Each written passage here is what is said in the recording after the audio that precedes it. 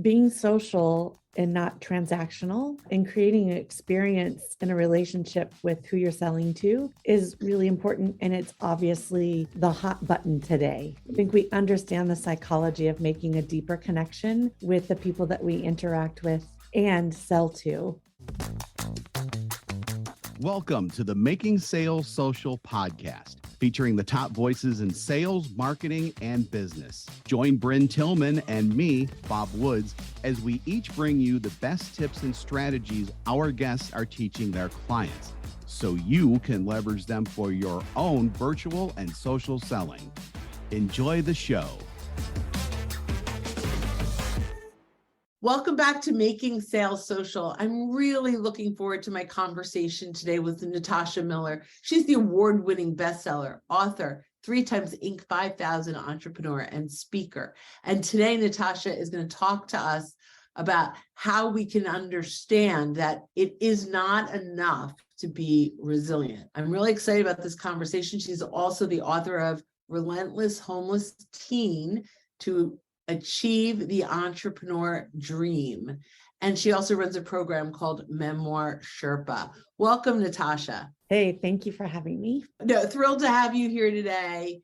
Before we jump into this phrase that it is not enough to be resilient, which I'm really looking forward to this conversation because all of us are, we strive to be resilient. And so why is that not enough? Going to be great. We ask all of our guests what it means to them to make their sales social. Yeah, I think that being social and not transactional and creating an experience in a relationship with who you're selling to is really important. And it's obviously the hot button today. Yes. I think we understand the psychology of making a deeper connection with the people that we interact with and sell to. And it really has to be a win-win for both people. And so that is what I consider social selling, is that relationship piece. I love that. And I think it's so important that we don't look at social selling from a cold calling platform or lead gen. And so I love your definition or your insights on what makes making sales social or social selling. So thank you for that. Okay. I'm excited to dive in. First, actually, share with us what your definition of resilience is. My definition is the same definition that's in the dictionary. It's where we are today. Then if something happens, an illness, a setback, something like that, that puts us below that bar, you need to be resilient in order to bounce back to where we are. Mm-hmm. But does that get you to where you want to go? Does that get you to your goals, to your dreams, to beyond what you ever thought was available to you? Absolutely not. There's more to it. And what you need to be, instead of just resilient, which of course you need to have that skill and that rubber band ability, you must be relentless in the pursuit of your endeavors. Interesting. So resilient takes you to neutral. Yeah. And relentless takes you to your goals. I believe that. I really do. I mean, I hear so many people saying, oh, she's so resilient. And I'm thinking, well, okay. That's step one. Yeah, good. We don't want people not to be resilient. But we're halfway there at resilience. Yeah, absolutely. Yeah. That's really interesting. Tell me a little bit about your story. So I know, before I even ask that, I know one of the things you do really, really well is help people really tell their story, write their memoir. Mm-hmm. And you've done this. And, this was when I recognized earlier in our conversation that your story is that you were this homeless teen, and now you really have an amazing entrepreneurial career. So tell us a little bit about that story and how you made that a book. The story, I thought I was special while I was writing this book. I really did. I thought that I had this crazy life full of very low and quite high inflection points. And it turns out I'm not special at all. Most of us have that, but what we don't do is, it's not cocktail discussion. We don't wear it on our sleeve. And so I wrote this book about my life, and this is the dramatic overview. is that I was treated very unwell as a child, and that's an understatement. But on Christmas Day, when I was 16 years old, I was driven to and dropped off at a homeless shelter by my father, and I never got to come home. So I've been on my own since then. And you can imagine writing checks, we're going to bounce for food. So many people have done that. I'm not special there.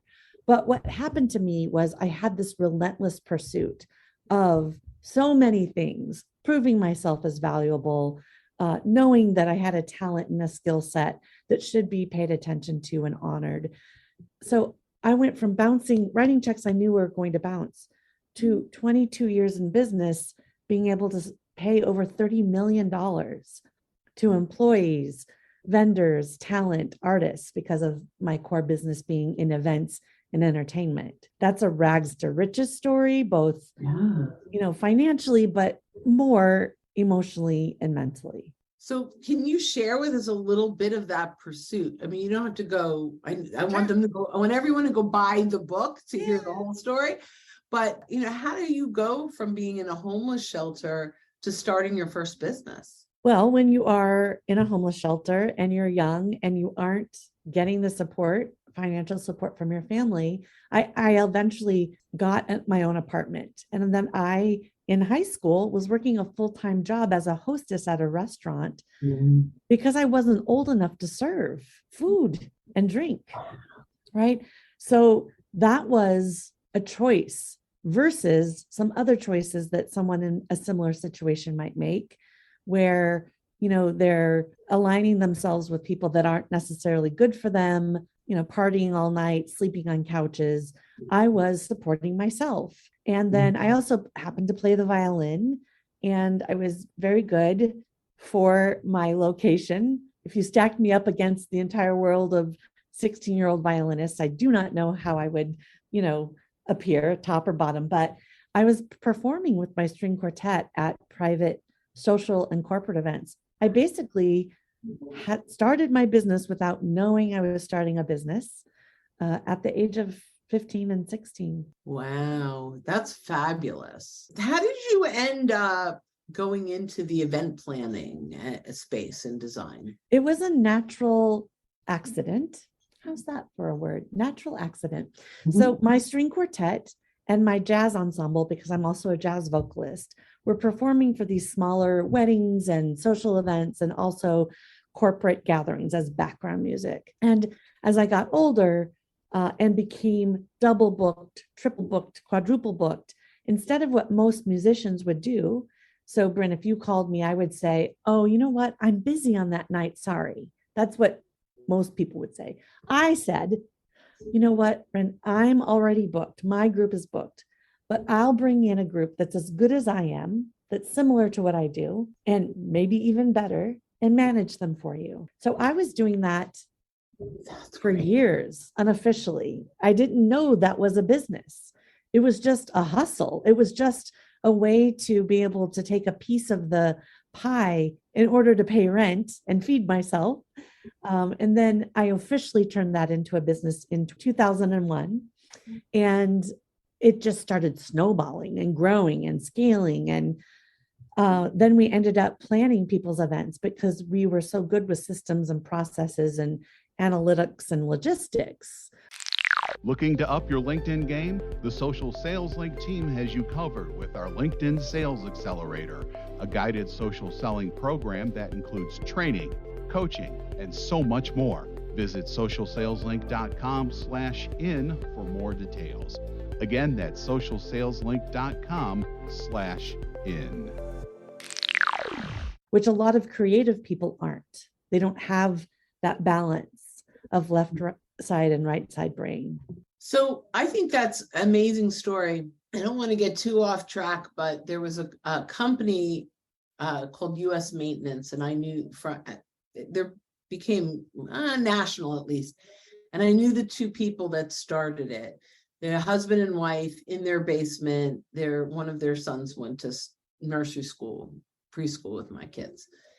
And I sat down with her and I said, Nancy, how did you guys do this? Because you've built this global brand, and they started off really as snow removal people and maintenance, outdoor maintenance. And her story is very similar to yours in that she started just outsourcing and managing companies. So they ended up, getting the target over time. And, there were targets nationally, and their company managed all of the grass cutting and the snow removal and all that nationally. And so they end up with these big national accounts, but it was that same philosophy. And you're only the second person I've talked to that actually implemented that. And I think it's brilliant. So thank you for sharing. That was awesome. So talk a little bit, most of the people that are listening today, most of our listeners are entrepreneurs or people responsible for selling and delivering. So it's it's that balance. As you grew this business, and clearly you've grown a fabulous business, how did you balance sales and delivery? Well, that's a question that is a good one for even today. Even at the point we are making and baking. So that's what we use in our, that's a funny term that we say inside, is that sometimes our salespeople are creating that sale with the client and then producing that event.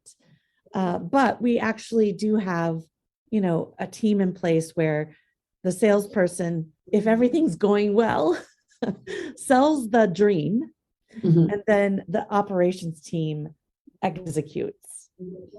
So that's the hope. Now, does that happen every time? No. And as you grow and grow and grow, it really does have to be separated. Interesting. Right? The more people that you have, the bigger events, you really do have to have someone, because the skill set, as you get bigger, there really is a defining difference between the salespeople and the designers and the implementers and the producers.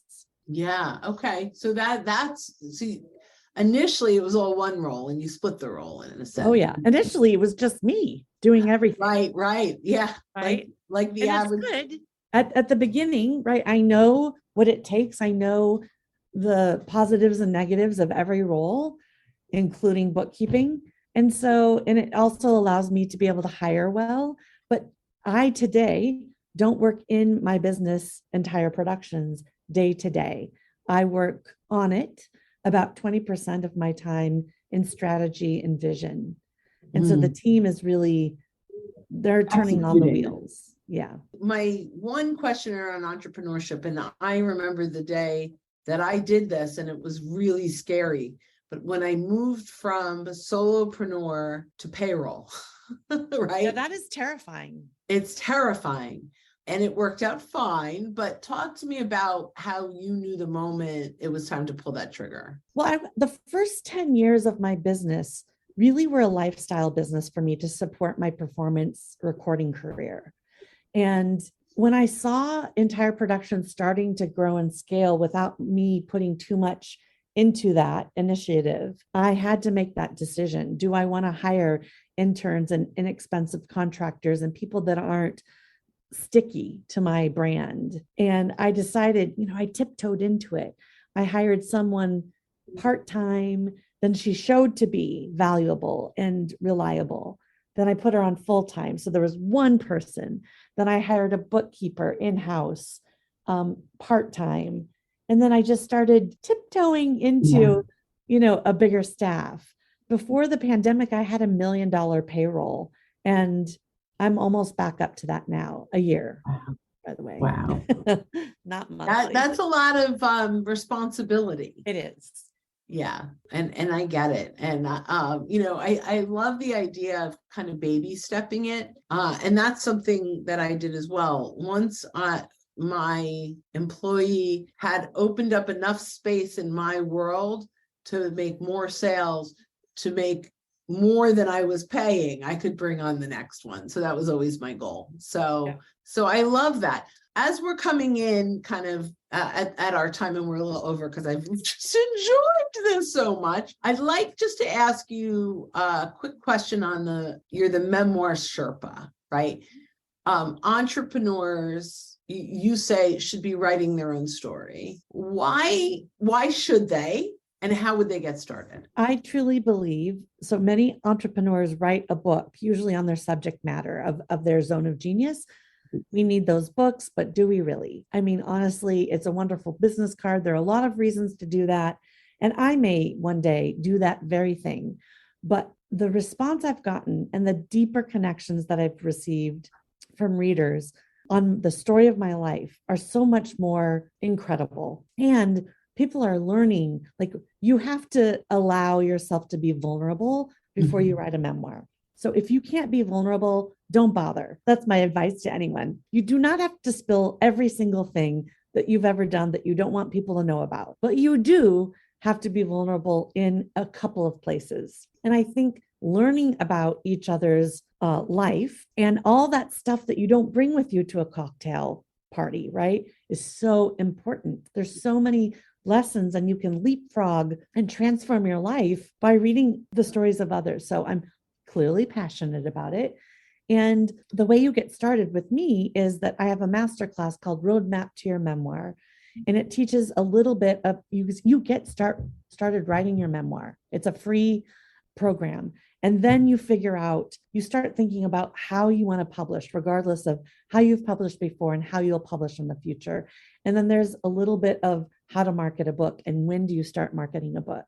And if you feel then, like if you get revved up and you're like, this is it, this is my time. And I like how Natasha has everything arranged and how she executes the program, then you can sign up to be part of Memoir Sherpa, which is a step-by-step program.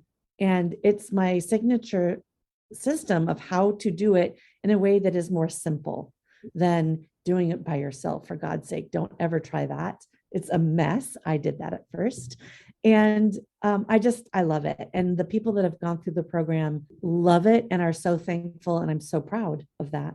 So it's great. And is there a specific link to that? I'm looking in my notes. I don't see one. How can I can send you the link, but you can go to natashamiller.com and there are links there to the Roadmap to Your Memoir program. There's also a quiz about what the best publishing path is for you, but I'd really start with the Roadmap to Your Memoir masterclass. Fabulous.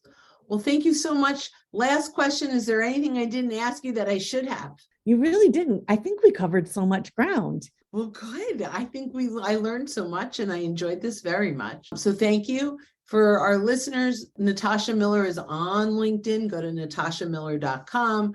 Check out her podcast and her book and just stay in touch because she's got lots of great content out there. In addition to making sure that you are connected to Natasha, make sure that when you are out and about, that you're making your sales social.